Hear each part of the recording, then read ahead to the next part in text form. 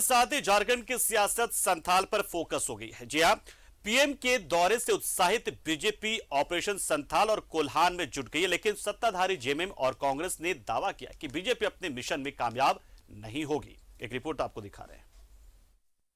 PM के दौरे से गरमाई संथाल परगना की सियासत। संथाल में अपनी पकड़ मजबूत करने में जुटी बीजेपी। आदिवासी सीटों पर फिर कमल खिलाने की तैयारी।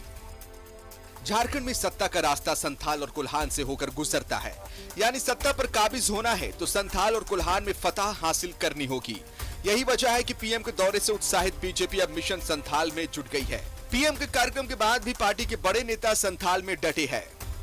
2014 में संथाल परगना में झारखंड मुक्ति मोर्चा को 6 सीटें मिली थी और हमें 5 सीटें मिली थी, तो सिर्फ 1 सीट का फर्क था। 2019 के चुनाव को पैमाना नहीं बना सकता, ये अपवादें होती रहती हैं।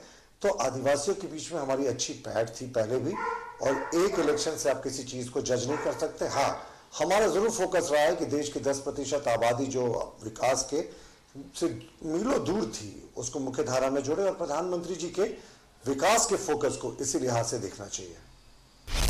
विधानसभा की 28 सीटें आदिवासियों के लिए आरक्षित।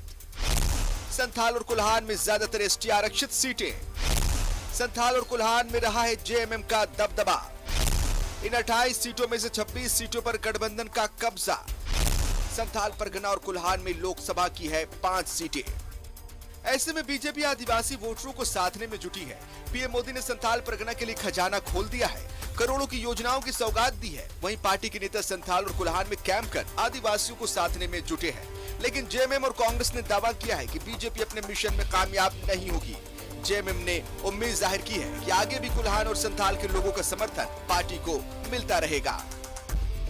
प्रधानमंत्री के कार्यक्रम को सराहा, उनके द्वारा योजनाओं का जो उद्घाटन किया गया, शिलान्यास किया गया, उसको भी उन्होंने सराहा। चूंकि इस राज्य के विकास के लिए ही वो योजनाएं यहां पर लाई गई है। लेकिन मुख्यमंत्री ने जो प्रयास किया था इन 2.5 वर्षों में, वो अब धरातल पर उतरता हुआ नजर आ रहा है। लेकिन दूसरी तरफ जब हम इसको राजनीतिक दृष्टिकोण से देखते हैं तो निश्चित रूप से भारतीय जनता पार्टी के जो नेता हैं, जो कार्यकर्ता हैं, उनमें उत्साह प्रधानमंत्री के द्वारा भरा गया। कहीं भी इस राज्य में जी जान से जुट जाए।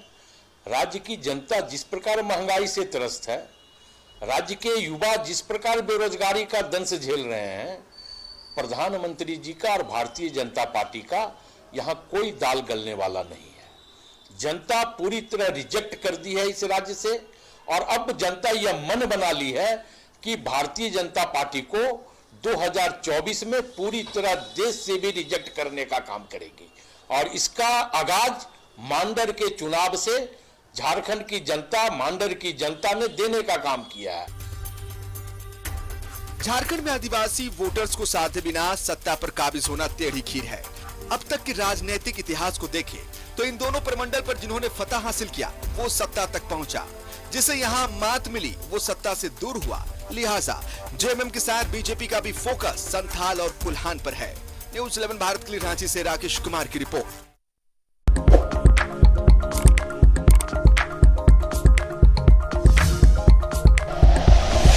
Like and share videos, subscribe करें हमारा चैनल और प्रेस करें बेल आइकॉन। न्यूज़ 11 भारत, सच है तो दिखेगा।